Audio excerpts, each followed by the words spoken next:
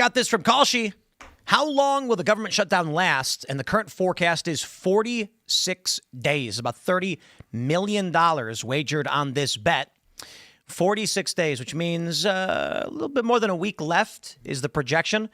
I've talked with some people in government, and they said Christmas. They said Christmas. The Republicans have no reason to reopen. Trump wants to use it as leverage to end the filibuster. Democrats think they're gaining from it, so why would they stop? Now, the sentiment now is considering they just won a bunch of races. They're like, okay, now we can end the government shutdown because we've milked it for all we can. The question is, will the Republicans... I don't know why the Republicans are keeping the shutdown going, considering they won in the filibuster either. Anyway, so what's the point of being shut down? Well, they would have to approve the extensions on these health insurance subsidies, which is really just a continuation of COVID relief. I mean, these subsidies just came in. No, like, even if Democrats caved, right? Republicans would just reopen government then? Just say, sure? Yes, they just sign the CR. They keep voting for it. They keep voting for the CR. If the Republicans allow Democrats to do this, man, I tweeted just now while y'all were talking that Republicans are retarded, but oh boy. It's true. It's true. If the Democrats just come to the table now and say, okay, open the government, and Republicans go, you got it. Mm-hmm. They really are. But they are spineless turds. You can see that that's what's going on right now in the Senate. Trump keeps having them over for breakfast, being like, yo, fellas and ladies, why don't you get this organized? Why don't you get yourselves together and do something? You know, you have some power. The American people gave you some power. Use it. And the Senate just keeps eating their little omelets and mini donuts, and they don't seem to care at all. I have a question for you, Brett. Is the reason that schools getting rid of civics, is that why we're in the position that we're in? Well, I think schools getting rid of civics is a big deal, but just getting back to what you guys were saying before about how people feel about the economy, what I know for sure is that young people feel the economy is absolute trash. And you see that with what goes viral on the internet. As soon as someone starts talking about, as soon as someone starts talking about the ability to buy a home, they don't have it. And what you get from that is young people who go to public schools and they're taught that they're taught CRT, they're taught gender ideology, they're taught that the rich are abusing all of these people and there's the oppressed versus the oppressors. And then they're taught Keynesian economics. And when they turn 18 years old and they see Trump's in office and they see that the Republicans have been given power and they're not using that power to help the young people, what you get is a communist in New York City. And the Republicans, I mean, I worked hard. I fought for Trump, voted for him 3 times, but there's just no backbone there. And, you know, even like with taxes, like imagine how powerful it would be if they came out and said, we need to cut all taxes related to food, restaurants, shipping, farms, grocery stores, absolutely no taxes. Let's gut them, get rid of them completely, and let's drive these prices down. And people would get behind that, but they don't do it. Those things would be state level things though, right? I mean, if there's no federal tax on food or anything. Well, you know what I mean, though. The Republicans could get together nationwide and they could start pushing these agendas, and they can really start moving young people towards something. We saw with immigration, when you have an agenda that people feel is in their interest, they want to get behind it. And right now, the Republicans have been in power for a year, and I don't feel that enthusiasm. I don't feel the agenda. I feel like Trump has kind of pushed the immigration issue as something that's going to be a long-form solution to help Americans. And a lot of people, they can't necessarily see that in the short term because they're hurting right now. And they're like, look, I love the long-term plan, but that doesn't always work when there's an immediate wound that needs to be fixed. And that's something that else we've talked about a lot on here is like when people get pushed to the brink economically, they're not going to look for free market solutions, especially young people. They are going to look for larger government answers, and that's, of course, guys like Mamdani. When Trump was asked, I think it was, 60 Minutes? Or when he was told grocery prices are up, he says, no, they're not. And they are. No, they definitely are. Yeah, it's crazy. It's crazy how bad prices are. And that is going to impact the elections more than anything Trump is doing on foreign policy or on immigration, these raids.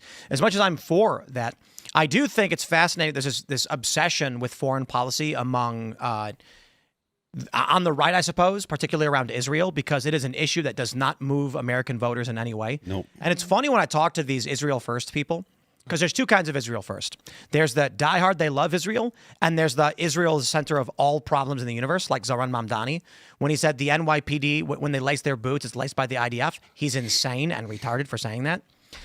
When you tell them, yeah, American people just don't care about foreign policy, they desperately try to convince you it's the most important issue. And I'm like, okay, you are insane if you think that a working class guy who works at a factory is coming home and going, Israel, and not going, I can't afford food for my kids. Well, that's because we're in a space where we get on these microphones and we talk about things in theory, and we talk about like more avant-garde political issues that the average person who's going to a 9-to-5 job doesn't take the time to read unless they're really, really into it in their free time. But it's like the kitchen table issues don't even matter anymore to the people in these spaces. And if Trump isn't paying attention to the kitchen table issues, then they've got a problem. And the problem with that, of course, is that kitchen table issues are what got him to where he is, right? I mean, I'm pro-Israel for the most part, but really I care about when I go to the grocery store and instead of $150, it's $300, which lately my grocery bills, like normally my grocery bill is like $150. And the past 2 times it's been $300. And I'm like, what is this? Like, how is this happening? I'm buying the same stuff. Yeah. Last time I was at the grocery store, I picked up a steak. I was like, this looks like a nice steak. It was $45. And I was like, what is this? And it was just normal. It wasn't like some special ribeye. I think the Biden administration has sabotaged this country to a point where Trump doesn't have a quick fix for it. Yeah, I don't think there's a quick fix either. The flooding of this country with illegal immigrants is jacking up prices across the board for low-skilled workers. It's making competition for these jobs insane, and in key areas, mind you, not everywhere. But it's also making it impossible for young people to buy houses. And what's crazy to me is, like, even where we are, there's massive developments popping up everywhere. Mm-hmm. And I'm just like, who's buying these houses, honestly? Also, if you look at the prices on these houses, because I look at these too, because they're everywhere. You're driving down the highway and you're like, wait, there's 500 new houses right there. They're like $500,000. Yeah. And you're like, I don't want to pay $500 for something like that. I mean, are these just the houses? They're just like a bunch of townhouses like stuck together. Like, you don't want it. That doesn't seem right. That doesn't seem like the right amount of money, like $450. But it's impossible for a Gen Z 26, 27-year-old to buy this house. Yeah, but I couldn't buy that house either. They're going to get $100,000 in savings and a loan. It's not happening. Well, and like, what percentage of these homes are being purchased by corporations? Like, I know we've had that discussion before, and it's not as high of a percentage as people think it is, but it's still, you're competing against, investment firms who are then just going to rent it out. Or just businesses in general. Exactly. Someone owns 10 houses and rents them, and it's largely boomers. I think we were talking about, I don't know who brought it up, the median age for home buyers is 40 now. Yeah, that's why there's 40. No kids out trick-or-treating anymore. I hate to break it to you, millennials. 40 is grandparent age. Okay? You are at grandparent age at 40 years old. And that's not a joke. Historically, people were having kids around 20 to 22 years old. So it was funny when Ilhan Omar's daughter got arrested for protesting or whatever. Oh, at Barnard? That was awesome. But then everyone was like, Ilhan Omar's daughter? Yeah, she's 22. Yeah. How is that possible? Because Ilhan Omar's 42. And they're like, what? Right. Yeah, she has. Yes, it's called people have kids at 20. Yeah. You're a grandparent. So if the first house you're buying is at 40, wow, we are cooked. Yeah, and this is why, if right-wing America wants to win, and you kind of talked about this at the beginning, where you talked about discord and building community. Well, if right-wing America wants to win, you have to start showing young people, and I interact with them every day, the benefits of capitalism. And I know a 14-year-old girl that runs a dog walking business, and she has 10 employees. I know a 15-year-old girl that's published 4 books, 4 novels, K.F. Barrett, and tons of kids with this type of story. And when you show these kids what capitalism could do for them and how they could earn money and how they could hire people and hire their friends, well, then when they turn 18, 19 years old, they'll see a pathway. They'll have hope in which they could buy that house. But right now, if the economy doesn't change and we keep allowing our children to be educated in this Keynesian economic theory model, then you're going to get more and more people who are turning 18 and they're turning to the left. Well, also they were kind of sold on a world, like at least my generation was. I'm 39. You were sold on a world that didn't really exist anymore. That you were going to have your parents' life, where you had to go to college. Maybe your parents didn't have to go to college, but you were going to be able to go to college, and then you were going to be able to find a job, and you could work that job for 22 years and retire. And that's a fantasy that's not really a thing anymore, not in any real sense. And I feel like a lot of what I see from millennials is just burnout because life has become so complicated. Like I was talking to someone today about like the fact that I have to log in to like 9 things. Oh, it is the worst. Like your parents would have, their heads would have exploded if they had My to head like, does explode. like the guy who invented the password manager should get a Nobel Peace Prize and should be given a lifetime, like he should get a lifetime supply of everything because the average person having to do that stuff, your but life then is what just. happens when you forget the password to your password manager, as I have done, and like it's been months.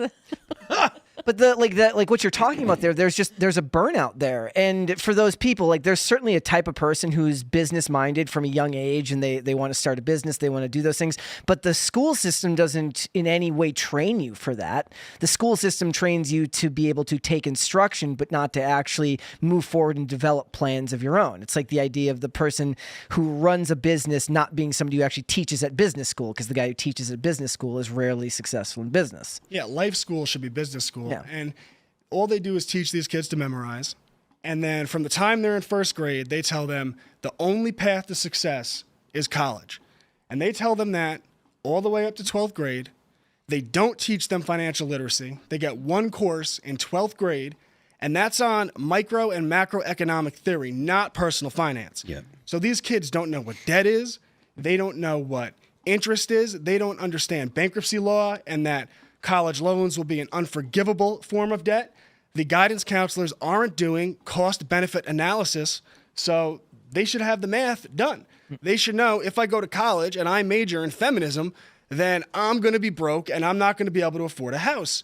And by the time they get out and they figure out what happened and they're 22, 23 years old, and now they get a job at a corporation and they're making $30,000, $40,000 a year. If they get a job. Yeah. If they get a job, and forget about it if they're white and it's the DEI hires, not to bring race into it because it affects all people of all different races, but you get the DEI hires and it's very difficult to climb a corporate ladder and people get very disenfranchised. And I think we're seeing that in America. And the response to that, the answer to that should be, as parents, that we can start teaching young people these things from a young age. We can start teaching financial literacy in elementary school, and we can start teaching entrepreneurship in middle school and high school. And if you do that, I think what you'll see is a lot of young people who embrace right-wing America and free market capitalism. But there's no middle ground there anymore, which is like what you're talking about. And it is kind of like a talking point on the right to say like college is a scam. But like 90% of the jobs that you're looking for out there now, they're going to require a 4-year degree and 10 years of experience to get an entry-level position. So no wonder people are disenfranchised when they're going to look for jobs after putting themselves into debt and they can't find it. And then there isn't a middle ground there where you start at the what is like the idea is like you started at in the mailroom and then you worked your way up at the corporation. They're not doing that anymore.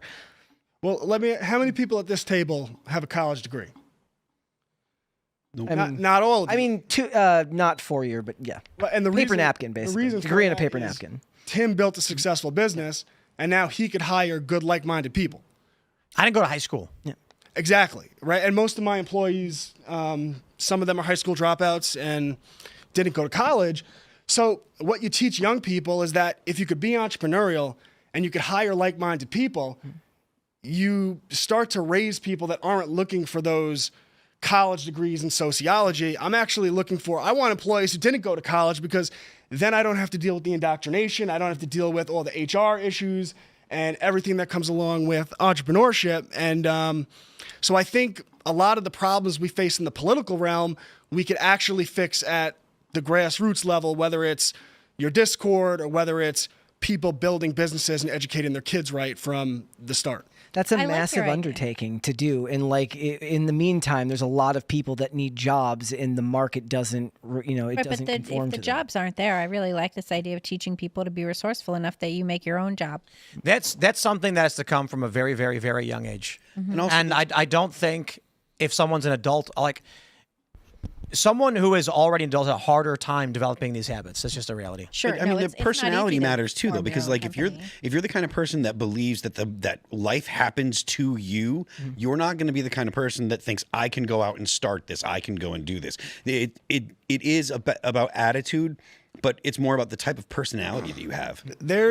Go on, Tim. No, finish your point because we're jumping into this next. There's an exercise that every parent can do with their elementary school student, and you have them look out the window, and you ask them, what do you see out this window? And at first they say grass, and then you keep asking them, yeah, but what do you see? And eventually what you want them to come to is opportunity.